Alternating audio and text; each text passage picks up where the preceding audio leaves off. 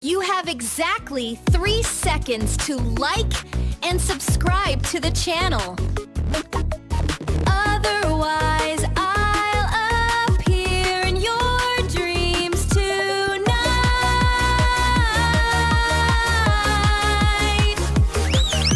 To ask for a donation for that cup of coffee, link below. Over the past 6 episodes, the United States has relentlessly sought to establish Cuba as its own. The sanctions have plunged the island nation into a prolonged crisis. Pressure from Washington will have pushed the opponent to their limit. President K was forced to confirm the process of formal dialogue with the United States. So, what motivated the United States to force the Havana government to the negotiating table? To understand why Washington is always willing to exert pressure or even intervene in Western Hemisphere countries like Cuba, we need to go back to the roots of American foreign policy. The Monroe Doctrine, specific President James Monroe, established this principle in 1823. It affirmed that the Americas were no longer the target of any kind of European colonization. Any external interference in this region will be considered a hostile act and a direct threat to the peace of the United States. Applying that theory, Washington maintained its position as a powerful regional policeman for over 2 centuries. As we entered, America's global standing was directly threatened by rival superpower. This reality forced the White House to readjust its strategy. Monroe's defensive mindset has been elevated to a much more extreme and proactive level. Political circles call this the Don Rawl Doctrine, a perfect combination of Donald Trump's philosophy and Monroe's foundation. The biggest difference lies in the ferry. It's not simply about defense and containment. It allows the United States to proactively attack, pressure, and impose its will on the enemy right from the start. War Secretary Pitt Hass was the clearest representative of this new hardline military thinking. In a policy set in speech, he made it clear that America could impose its will anywhere, anytime. This shocking statement is nothing short of a direct warning to other Caribbean nations that the United States of 2026 will no longer accept conciliatory multilateral foreign policies or compromises in its own backyard. Washington is prepared to use devastating economic leverage to compel its neighbors to submit completely. Every obstacle that stands in the way of America's nation must be removed and eradicated. Complete. Looking at the broader global picture in 2026, U.S. forces are being bogged down in the Middle East by the escalating conflict. According to reports from the corner of the cage, the cost of maintaining the campaign reached $11 billion in just the first week. U.S. military bases in the Middle East also suffered significant damage from missiles launched by Iran. This enormous financial pressure puts Washington at a huge risk of failing to maintain maximum strength on multiple fronts simultaneously. At the same time, they constantly have to be wary of increasing pressure from other major powers, such as Russia and China in the Eurasian region. Therefore, the old-school strategists at the top of the American political spectrum were forced to consider the optimal solution for protecting their home front. Just a small wave of pink security signals appearing in the Caribbean would immediately put Washington in a two-pronged predicament. But keeping this area peaceful is not simply a matter of drawing a maritime border. While other neighboring countries have chosen the path of cooperation, Cuba stands out as the only case that has maintained antagonism towards the United States for over 6 decades. The conflict between Washington and Havana is not just a political issue. It has become a deeply rooted ideological confrontation. She remained steadfast in her commitment to the socialist path and never abandoned her resistance to the US's policies of blockade and embargo. It is this unruly nature that makes them a thorn in the side of White House strategists, considering the geographical distance between the two. This animosity poses an even greater threat to the United States. located less than 60 km. Miami. Cuba naturally becomes an ideal springboard for any of America's adversaries to exploit in order to exert pressure right on its doorstep. This location significantly reduces the early warning time and response capability of the wind and radar systems. That security obsession is entirely justified, stemming from a shocking event during the Cold War. That was the missile crisis that placed in October 1962. At that time, the coalition secretly deployed a series of ballistic missiles carrying nuclear warheads right over Cuban territory. This audacious act once pushed Washington and all of humanity to the brink of a devastating global. American strategists realized their domestic situation could be flattened in a matter of minutes. That horrific memory has been deeply ingrained in the defensive thinking of generations of leaders at the White House. Entering the present era, the global political landscape is once again witnessing a sharp division. The United States is constantly being challenged in its position by the strong rise of its eastern rivals. These superpowers are constantly seeking to expand their military influence globally. The Pentagon and the White House immediately adopted the Donroe lesson to neutralize risks in their backyard.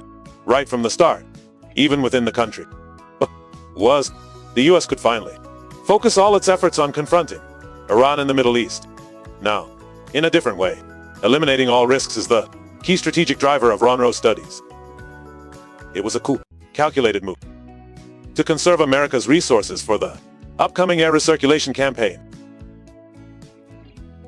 Beyond military considerations, the economic factor is the most powerful leverage, forcing the US to act. In 2026, the world is plunged into an energy nightmare, as Homer's strategic shipping lanes are completely blockaded. Before the conflict between the US, Israel, and Iran, this pig farm was producing up to 20 million barrels of oil per day, each 1.5 of global demand and 1.4 of all oil is transported by sea. The disruption here has pushed many economies into a state of lockdown. In this context, Washington is forced to place all its hopes on Venezuela's vast resources in order to salvage its domestic industry, which is desperately in need of fuel. This flow of crude oil began heading to refineries in the state of Texas. We should have an energy corridor that is vital to America. However, the Cuba coastal area stands strategically right on this vital road, like a giant guard post. The island nation is situated in a location sensitive enough to control and exert pressure on any commercial vessels passing through. Therefore, the United States absolutely cannot tolerate that strategically important transportation hub. Even a remote intervention from a competitor would be enough to paralyze the entire supply chain system. Therefore, neutralize Havana's military capabilities was a necessary. But fuel is only the tip of the iceberg. Before we continue, CD Media would like to introduce the main sponsor of the world's leading VPN service. One account can be used for data encryption, gives you peace of mind when using your Wii in public, and it supports access to content from over 100 countries at the highest speeds currently available. Specific. Register via the exclusive link for CD Media audience to receive an additional 4 months of free use. The ultimate goal of the United States is to protect the absolute power of the petrodollar. This term originated in the 1970s.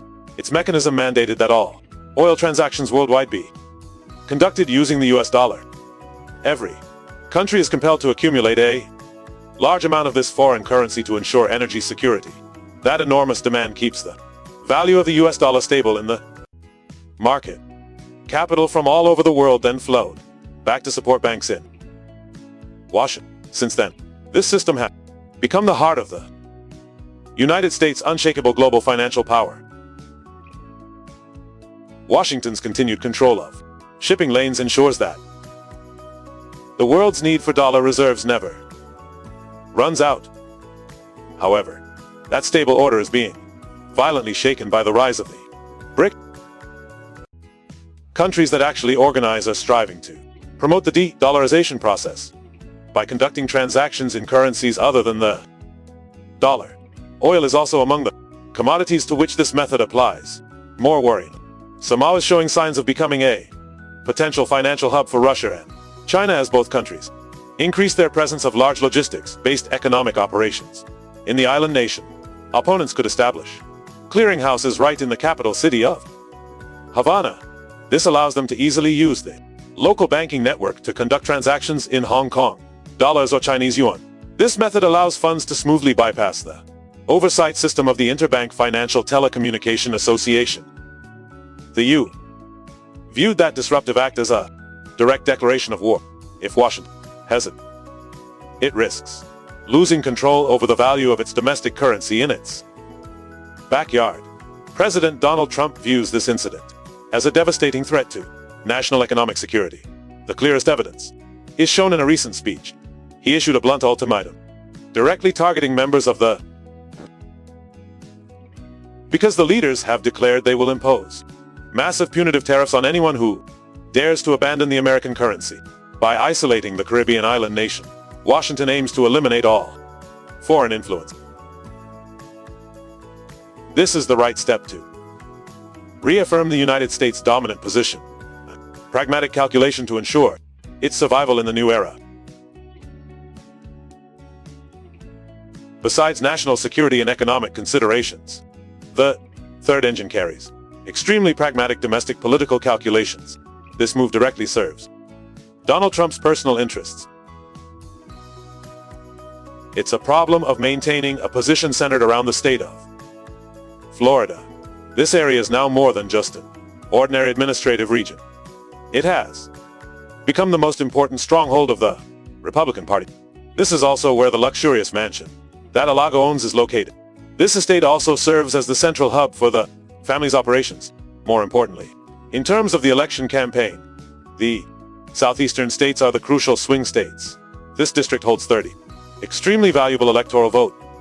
In American political history, the vote count has often directly determined the winner.